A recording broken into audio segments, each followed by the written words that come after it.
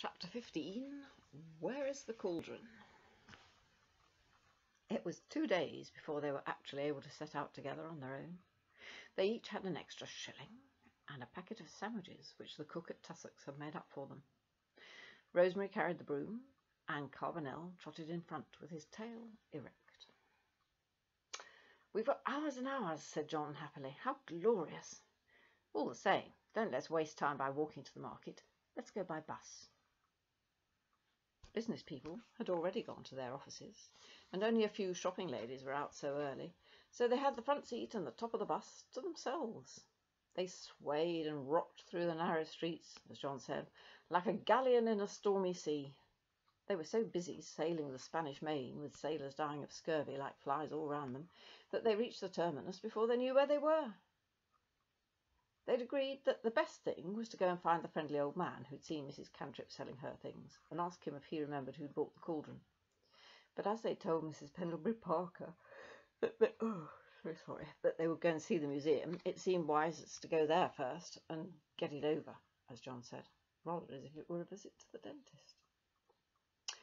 The museum was a large house which overlooked the market. It was very old and full of unexpected corners, and the floors ran up and down in a pleasantly disconcerting way. Although she didn't like to say so for fear of sounding priggish, Rosemary rather liked looking at museums, and in spite of himself, John found he was getting really interested. There were suits of armour, and swords, and halberds, and ancient pistols with beautifully inlaid handles.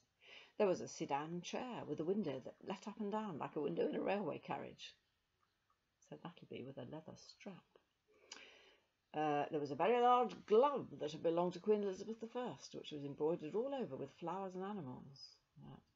Probably a gauntlet for hawking, if it was very large. There were some early Victorian dresses that Rosemary would have loved to dress up in, and a case of battered dolls that bore all the marks of having been well and truly played with. "I always think that things that were meant to be used look rather sad, all shut up in a museum, just to be looked at," said Rosemary. They were passing through a long room that had been built at the back to house the Wilkinson collection of china, which the attendant told them was one of the finest in the country. "Just look at all those tea sets. It must be horrid for them never to be poured out of, for people to have nice cosy tea parties." "Dull old grown-up talk," said John. "I think we've seen most of the museum now. Let's go to the market." Rosemary would have liked to stay longer, but she followed John out into the sunshine with a feeling of relief that they no longer need to talk in whispers. Carbonel was sunning himself on the steps outside, with the broom propped in a corner beside him. Rosie led the way to the friendly old man. When they reached the stall, a fat woman was haggling over some linoleum, and when she had gone off with a large roll of it under her arm, the old man noticed Rosemary. "Hello, Susie," he said. "Them ferry ones still ain't come in. I'm expecting a couple of gross any day now." And he laughed wheezily at his own joke. Rosemary laughed politely too. If she could get him to go on treating it as a joke, she could go straight to the point. "It's not a fairy wand I want this time, it's a witch's cauldron." "Cauldron, eh? Well, you could cook up a tidy spell in that fish kettle over there." And he went off into a fit of wheezing that quite alarmed Rosemary. "Oh, but it must be one of those black things with a handle over the top. That's what witches always use." "Oh, not much call for them these days," said the old man, dropping into his professional manner once more. "Not since people have begun to go for these newfangled grates and gas and electricity. The only coal scuttles they want are the kind you just tip the coals on, so as not to dirty your hands. Now, where did I see one of those things lately? Now, wasn't it you I was telling about the old party that set up next to me and sold her hat? Well, believe it or not, she got one of them coal scuttles too." "Did she sell it?" asked Rosemary cautiously. "Must have," said the old man. "Don't think I saw who to, because I was busy with a customer over half a dozen spoons. Stop a bit, though. I remember now seeing a stout party walking away with it." "I remember you saying you could read people's clothes like a book, being in the trade," you said. The old man's eye lit up. "Regular Sherlock Holmes, that's me. Artistic, that one was.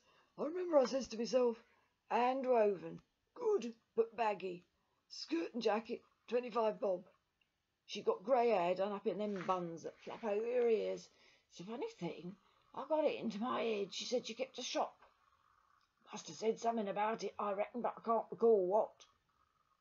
What could she have wanted the cauldron for? Asked John. Oh, you never know with that sort, said the old man darkly. Not without it was for coal. And he turned his attention to a sad-looking young man who wanted to buy some gramophone records. The children wandered off and sat down on an old packing case. Now the thing is, said John, what kind of shop would an artistic sort of grey-haired lady run? Well, there are quite a lot of shops near the cathedral that sell second handmade things and souvenirs, said Rosemary. They're mostly kept by people like that. I believe you're right, said Carbonel. The cathedral is not far.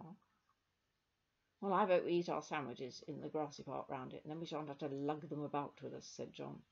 Isn't it funny how food seems to stop being heavy once it's inside you? I suppose it's something to do with balance. They walked to the cathedral and sat on a seat outside, with the sun casting the shadow of the great golden-grey building across the green grass, and the rooks cawing and circling overhead. The cathedral clock over the west door struck 11. It was a fascinating clock, with two fat little angels standing on either side with hammers, with which they beat the hours and the quarters on a bell.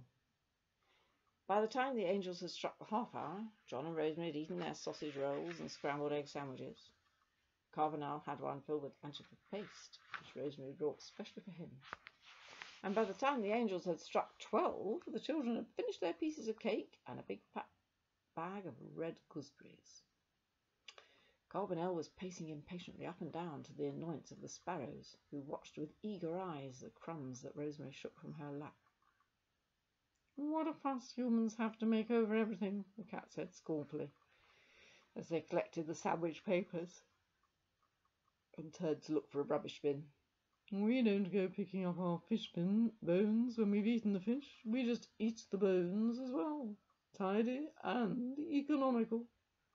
Well, I'm blowed if I'm going to eat all this greaseproof paper, said John. Come on, let's try all the artistic-looking shops at the top of the high street in turn. There certainly were at least 6 likely shops, which had risen like cream to the top of the highway, where it widened in front of the cathedral. Now, wait a minute, said John. What are we going to say when we get inside? We can't go blinding in and just demand to see their coal scuttles. I tell you what, said Rosemary, let's take it in turns to engage the people in conversation, like they do in books, and find out what sort of fires they have. You don't want coal scuttles if you have gas or electric fires. You are not an unintelligent child, said Carbonel. Rosemary blushed with pleasure, and he went on, I will listen carefully, and if they say coal, go on engaging them in conversation, and I will slip round the counter and see if I can spot the cauldron anywhere about. All right, said Rosemary. Bags are the first shop, because I thought of it. The shop at the end of the little terrace, which faced the cathedral, was called the Bijouterie. The window was full of brooches made of fish bones, and boxes and ashtrays ornamented with barbola. There was a big pot, barbola, is it? Yeah, I don't know. There was a big pot of dried poppy heads enamelled red and blue. Rosemary went inside, and before she'd really thought how you engage people in conversation. Characters in books never explain how this is done. They seem to be born knowing how to do it. The woman behind the counter said briskly, Yes, dear, what do you want? She was a thin person in an embroidered peasant blouse with her hair cut in a fringe. Rosemary's mind went quite blank. She stood stupidly, just looking, while she thought of something to say. Only at a hissed, Go on, from John, who was standing by the doorway with a broom, did she rouse herself. Pointing to a tray of postcards, she gulped, Please, may I look at these? 6 each, said the woman. They're done by a local artist. So much nicer than a photo, I think. Rosemary looked at them doubtfully. 6 seemed a lot of money to pay for a postcard, and the pictures were so fuzzy it was difficult to tell what they were about. She looked at them in a rather desperate silence. Finally, she chose one that she did recognise as the Market Cross, and regretfully handed over 6. Carbonel rubbed himself against her bare legs. He couldn't talk to her because she hadn't got the broom, but she knew quite well what he meant. Rosemary took a deep breath and said, What lovely weather! Not at all the sort of day for sitting by the fire.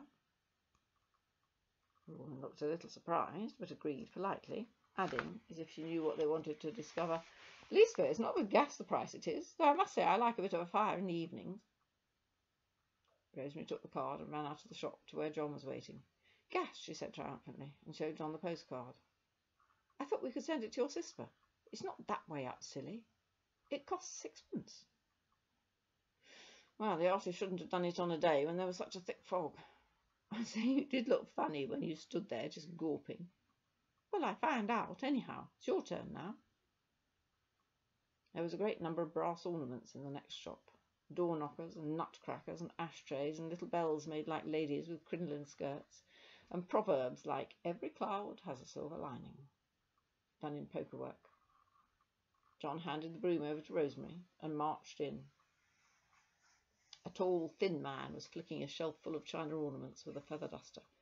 "Can you tell me the price of those brass toasting forks, please?" asked John. 10 and 6, said the man, turning from his dusting. "Oh," said John. "The thing is that the uncle I have in mind is rather fussy about his toast. He might not like it made with a brass toasting fork. He always insists on a coal fire to make it by, because he says it tastes so much better." "Well, I swear by electric," said the man. "We've got one of those things that shoots the toast out when it's done." "Don't you ever make it by a coal fire?" "Haven't got one in the house. My wife says they're dirty, though I must say I think they're more homey." "Just what I think," said John. "Do you know, on the whole, I think perhaps my uncle wouldn't like his toast made with brass, so I won't get the toasting fork, but thank you all the same," said John, and he left the shop. "You see, it's quite easy, really," he said cockily, "and I didn't spend any money." "Well, I don't think you ought to have made up all that stuff about your uncle," said Rosemary. "I didn't," said John virtuously. "I have got an uncle who's fussy about his toast. Go on, you'd better do that embroidery shop at the corner, and if you must buy something, get photographs of the cathedral. They're cheaper." But here they drew a blank. The woman in charge had several customers and refused to be engaged in conversation. The children persevered, going from one shop to another with varying success, and wherever they found someone who owned having a coal fire, Carbonel padded silently behind the counter. Once or twice he was shooed ignominiously out. Working their way down the high street, they passed the town hall and the cottage hospital, right down to the railway station, where there were only offices and a few little shops that sold newspapers and tobacco. By this time they'd inquired at 11 shops, and it was well into the afternoon.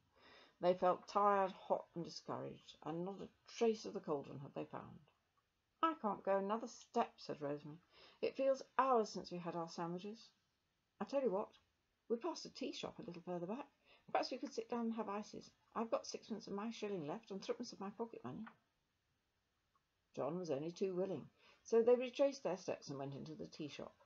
It was called the Copper Kettle, and there was a beautifully polished kettle in the window, flanked by plates of homemade cakes.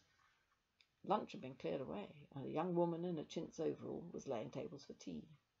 The walls were panelled with what looked like oak. It was cool and pleasant inside. The large strawberry ices slid like nectar down their thirsty throats. The children found that by putting the broom on the floor underneath the table and slipping off a sandal each, so that their bare feet rested on the handle, they could both hear what Carbonel had to say at the same time. He sat under the table, so as to be as inconspicuous as possible. "I've just thought of something awful," said Rosemary. "Suppose the artistic lady didn't want to use the cauldron as a coal scuttle after all. Then it doesn't matter what sort of fires all those people have, and our whole day has been wasted." "Golly," said John, appalled by this idea. So appalled by this idea that he stopped with a spoonful of ice cream halfway to his mouth. "You mean they might be using this cauldron for, well, standing ferns in, or bathing the baby?" "Not in the shops we went to," said Carbonel from under the table. "Most of them had a cat of some kind, and I took the precaution of getting into conversation in most places. Quite civil, most of them were. One of them even gave me her saucer of milk, which, considering that strawberry ice cream doesn't seem to be coming my way, is just as well." And if a cat could sniff, that is what Carbonel would have done. "But Carbonel, darling, would you like ice cream?" asked Rosemary in distress. "Not a bit, but I should like to be asked," he said, in an injured voice.